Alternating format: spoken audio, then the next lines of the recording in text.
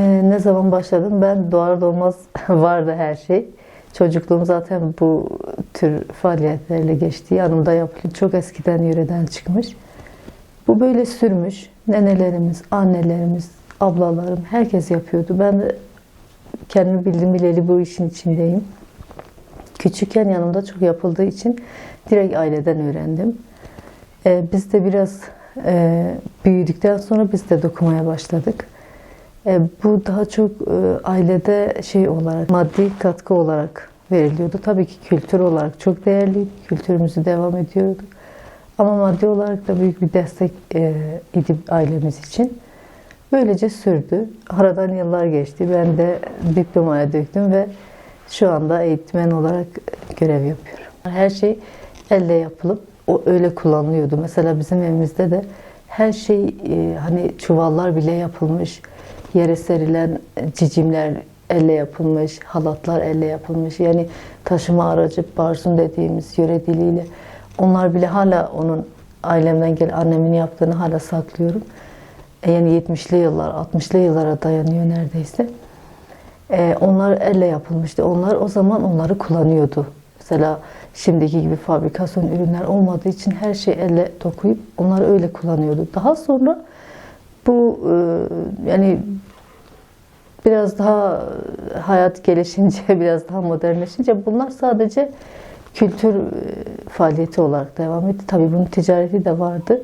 Ticarette bu çok isteniyordu ve biz onu şey olarak, maddi destek olarak yapıyorduk. Satıyorduk. Sipariş üzerine yapıyorduk ama evde yapıyorduk.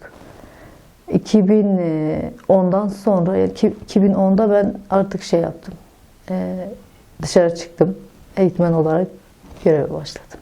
Bu motifler şöyle, mesela şu anda bile dokuma genelde daha çok eskiden mesajlaşma, haberleşme yoluydu. Çok anlamlı, çok manidar motifleri var. Zaten her bir motifin bir hikayesi, bir anlamı var. Şimdi de mesela ruh halinize bağlı. Ben şu anda nasılım, ne dokumak istiyorum, nerede olmak istiyorum, onu esinlenerek dokuma yapabilirsiniz. Bana özgü bir şey dokumak istiyorum. Mesela gün batımını da okuyabilirim. Ya da ne bileyim Van Gölü'nü de okuyabilirim. Van Kedisi'ni de okuyabilirim. Öyle. Bir de dediğim gibi haberleşme sistemi böyleydi. Mesela kimi desem var, kızın ailesine vermek istediği mesajdır. Kimisi yapmak istedikleri şeyler. Evet.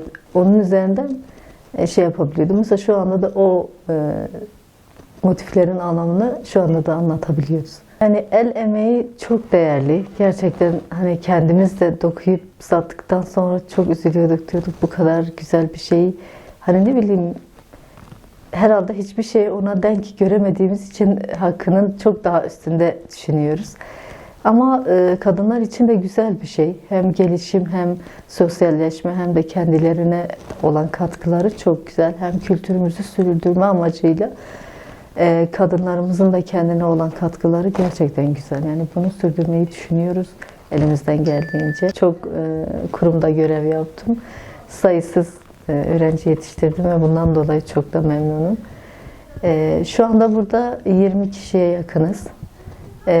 Ama kontenjanımız açık, yani 25-30 kişi olabiliyor. Çünkü kadınlar her zaman her saat burada olamayabilir. Bazısı yarım gün gelebiliyor. Bazı sabahtan öğleye gelebiliyor. Bazı öğleden sonraya kadar gelebiliyor. Bu anlamda da hani daha çok öğrenci yetiştirebilme imkanımız var. Katkı olarak çok güzel bir adım olarak görüyorum. Mesela kilim dokuma Saray ilçemize ilk defa geldi.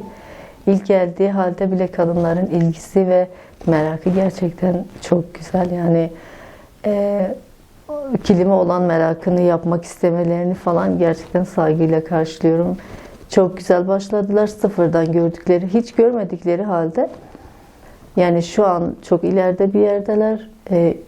İlk bir ay deneme ve alışma dönemi geçirdiler. Daha sonra çok güzel dokumaya başladılar. Hem sosyalleşme hem bir nebze de katkı olarak onlara çok güzel bir destek olduğuna inanıyorum, görüyorum.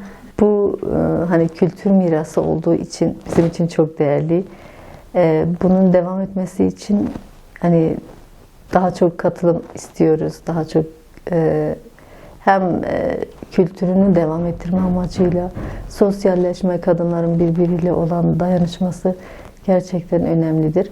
Gençlerimize de seslenmek istiyorum. Kültürün ölmemesi için bence onların da tabii gençlerimiz de var. Hani öğrencilerimiz arasında hani devam etmesi için bence buyursunlar gelsinler.